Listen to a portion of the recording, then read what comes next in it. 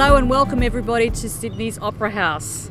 And in opening our proceedings today, firstly, I would like to acknowledge that we're standing on the land owned by the Aboriginal people. Since time immemorial, Tubaguli, the land on which the Opera House stands, has been a place of gathering and belonging. The Gadigal and Sydney Basin clans would meet on the tidal shore, dance, sing, feast, exchange knowledge and share stories. The Opera House and we all carry on this legacy by embracing and celebrating the culture of Australia's First Peoples and First Nations globally. It always was and always will be Aboriginal land. In opening today, I'd like to acknowledge some retired members of the various construction unions. Many of those members worked on the construction of the Sydney Opera House. I also want to welcome Willie Adams and the ILWU who are joining us from the United States. On this day in 1960, the very first performance at the Sydney Opera House took place.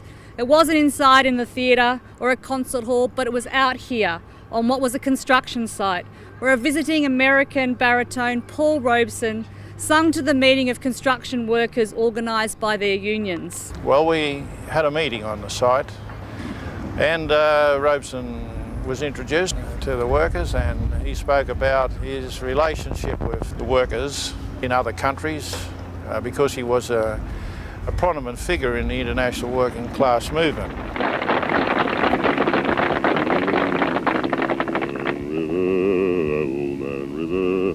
He must know something, but don't say nothing. He just keeps rolling. He keeps on rolling along. His political activities began with the involvement of unemployed workers and anti-imperial students whom he met in Britain, and continued to support for the Republican cause in the Spanish Civil War and his opposition to fascism. So we're here today to recreate the 60th anniversary of when Paul Robeson came down and spoke to the workers and sang to the workers during the construction of the Opera House. It was a significant event in our history and a beautiful moment in our history. Paul Robeson sang on these steps 60 years ago, and he sang to wharfies, he sang to seafarers, jobs stopped, workers came and listened to this wonderful treat of culture that has been such a strong part of our union's history and fabric.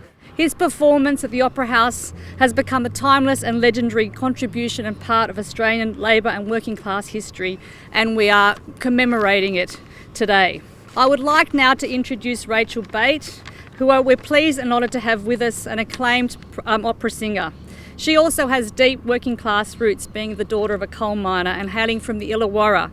And she's going to sing two songs for us today that were performed by Paul Robeson all those years ago, Old Man River and The Ballad of Joe Hill. Welcome, Rachel. There's an old man called the Mississippi. That's the old man that I'd like to be. What does he care if the world's got troubles? What does he care if the world ain't free? Old Man River, that old man River, he must know something, but don't say nothing. He just keeps rolling.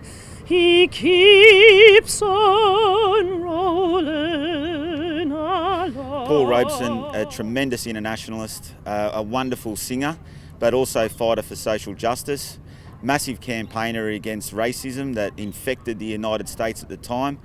His performance at the House of Un-American Activities Committee was one of the greatest examples of working class dignity, and to celebrate today by the rendition of Old Man River and Joe Hill was just enormous and beautiful to be a part of. Rachel, I hope that in 5 years' time on the 65th anniversary we might be able to actually be in the concert hall with a packed crowd and do this celebration proud.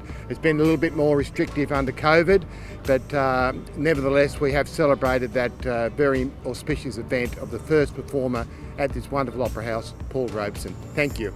To be able to recreate that and be a part of it today is very, very special. Cultural events like this and demonstrations are really important. One of the greatest American activists and revolutionaries standing on these steps singing to working people in songs of solidarity. Even though we're in the middle of a COVID crisis, right around the world working class people are suffering, we're still out in the streets, we're still out campaigning, we're still celebrating working class culture. We've all got an opportunity and a responsibility to continue those legacies by getting out in the streets and demonstrating that we have a world to win, and we can win it just by participating and being involved.